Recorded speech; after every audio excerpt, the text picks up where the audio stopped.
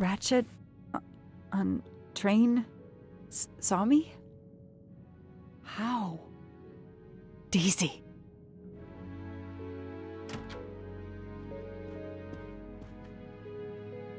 She was awake? And then she collapsed again. I take the responsibility. She was weaker than I realized. Oh. Lie still while I examine you. Pupils dilated? I'm all right.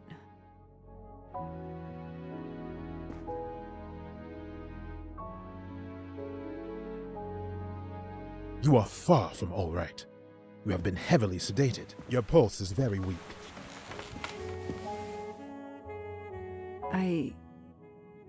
I have to finish my story.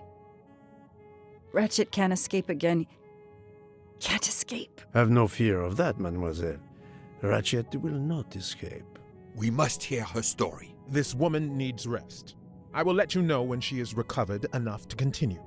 But I warn you, it will be some time. I understand, Doctor. Thank you. I have completed my preliminary examination of the deceased. I think that it will interest you. Indeed it will. And I have other witnesses to interrogate. You are right. Let's not put this poor woman in danger. There will be plenty of time for her to finish her story when she has recovered. By all means, tell me the results of your examination.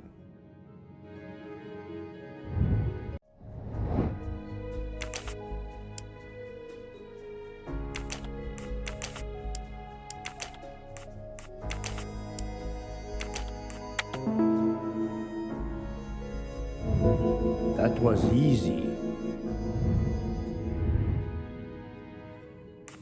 Can you estimate the time of death? Rigor mortis was advanced, but not complete. I estimate the death occurred between midnight and 2 in the morning. That tallies with the witness statements I've collected so far.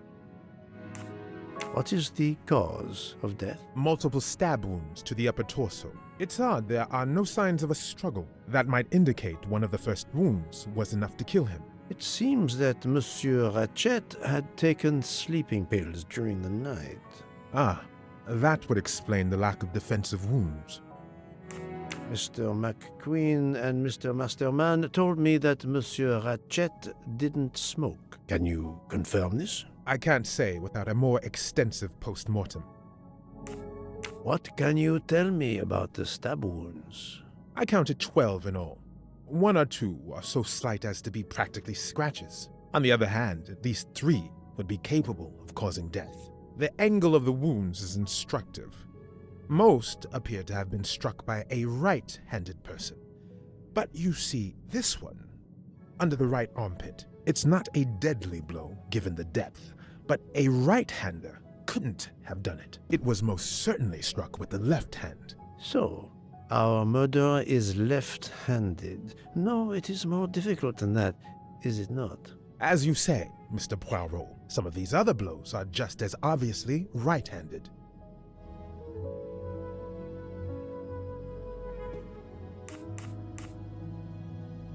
Could the assassin attack and then move the body for some reason before finishing? Monsieur Poirot, I can assure you that the body has not been moved. Well, then we are left with the hypothesis of a second murderer. Do you see another explanation? That is just what I am asking myself. Have we here a bizarre coincidence or what? Thank you, Doctor. Excellent work under difficult circumstances. Please let me know when I may speak again with Mademoiselle Locke. Of course.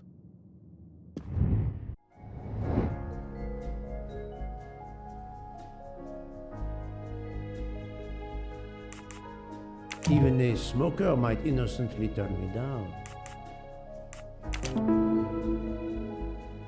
Yes, that's certainly a good place to start.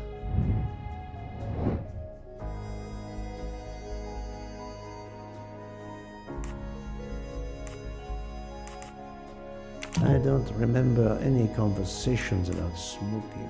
The topic is of no interest. Yes, I have personally seen some passengers smoking. I just have to remember who they were.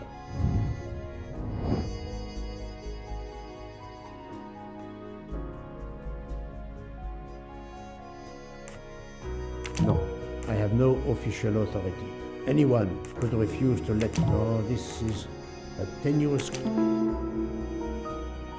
Yes, I suppose it's likely they will give me the list of who smokes what. Et voilà.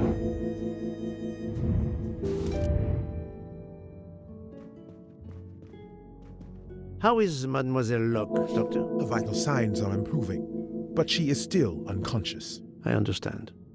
Thank you for looking after her.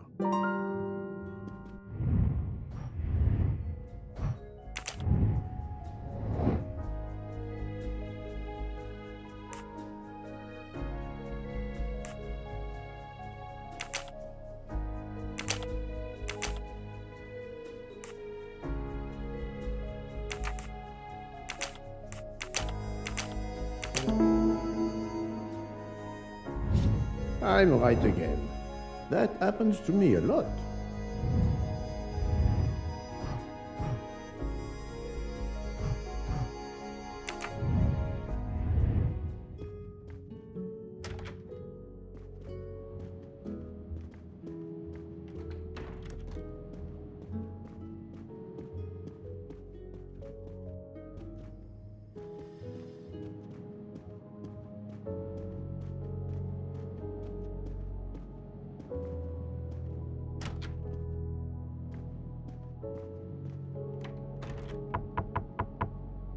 Captain Arbuthnot, I beg your pardon, but could you answer a few questions for me? I'm grateful you found my ticket, Poirot, but now is not convenient.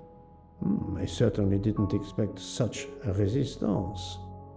I need to be sure before accusing the captain.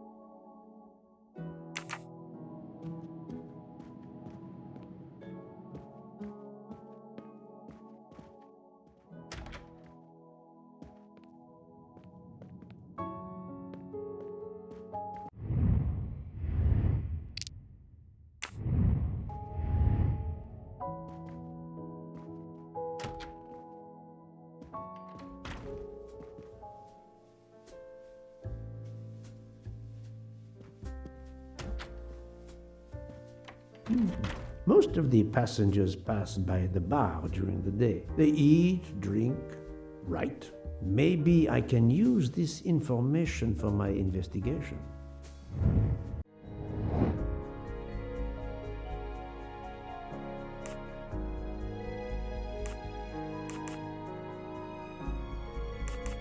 I must admit I'm not right this time. No, it is... No, not good. Adequate. Yes, it could work. He appears to be an observant young man and serves the passengers regularly.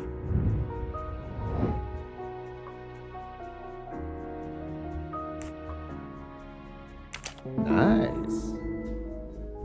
Yes, if I ask them to write something trivial, they may do it instinctively with their dominant hand.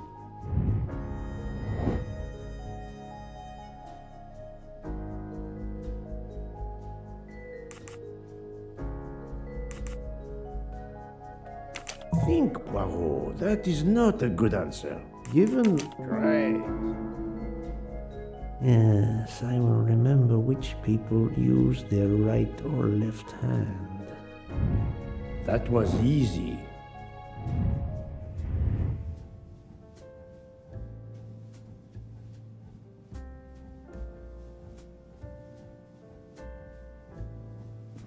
Mademoiselle Debenham, I have a few questions for you. Of course.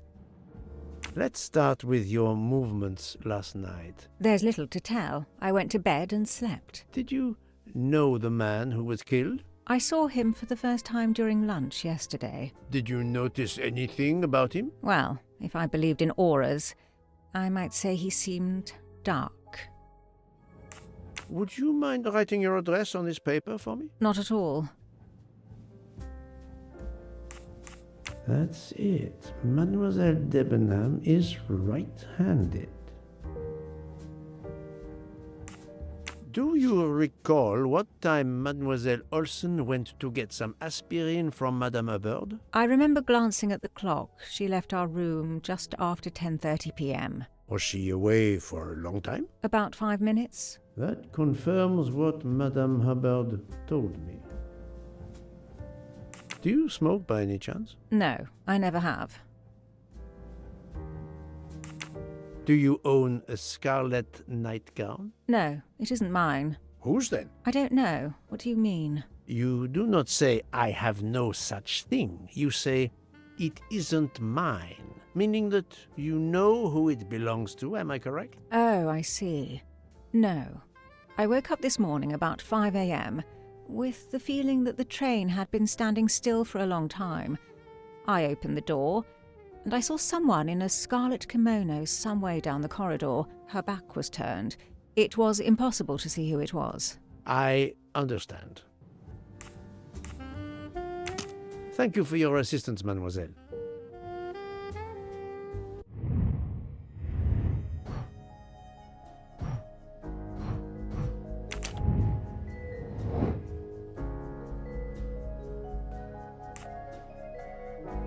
Right.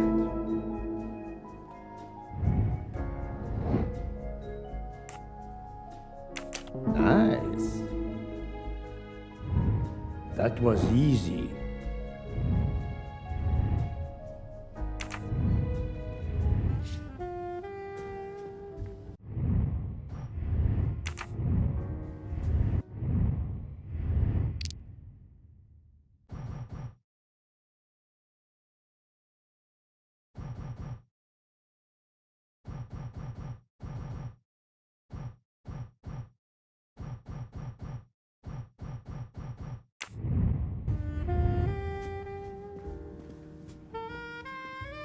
Mademoiselle, I am sorry to disturb you, but I need to ask you a few questions. Are you the investigator? I am. We are lucky you are on the train. What do you want to know? I hear, mademoiselle, that you were the last person to see the murdered man alive. I do not know. It may be so. I opened the door of his compartment by mistake. I was much ashamed. It was a most awkward mistake.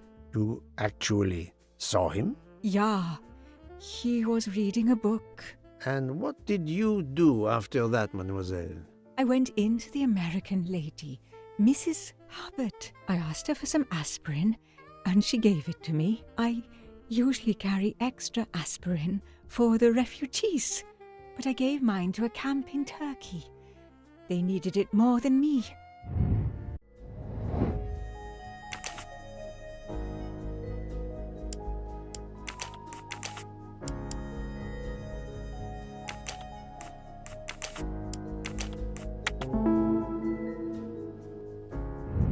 I'm right again.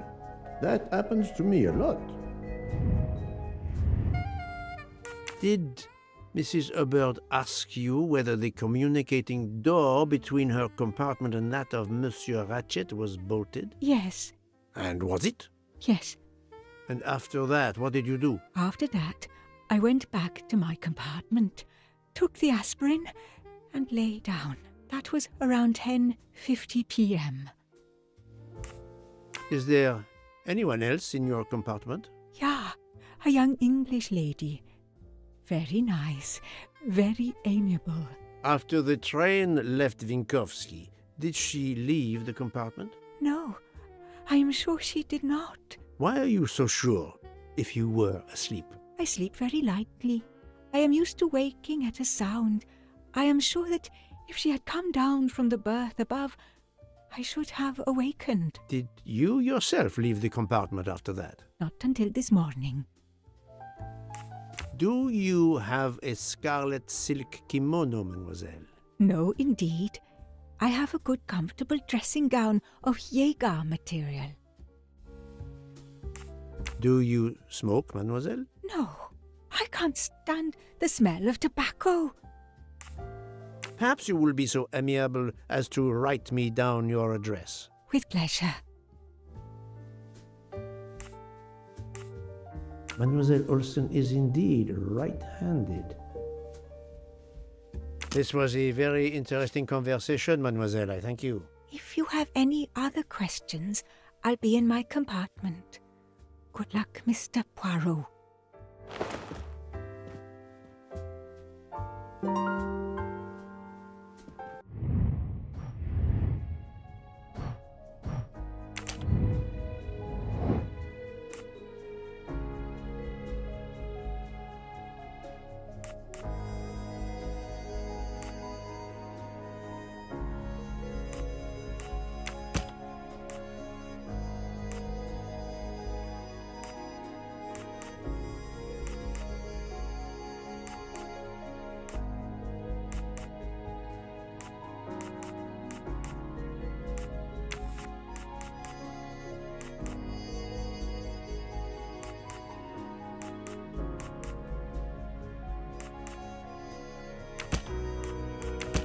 Think, Poirot. That is not a good answer.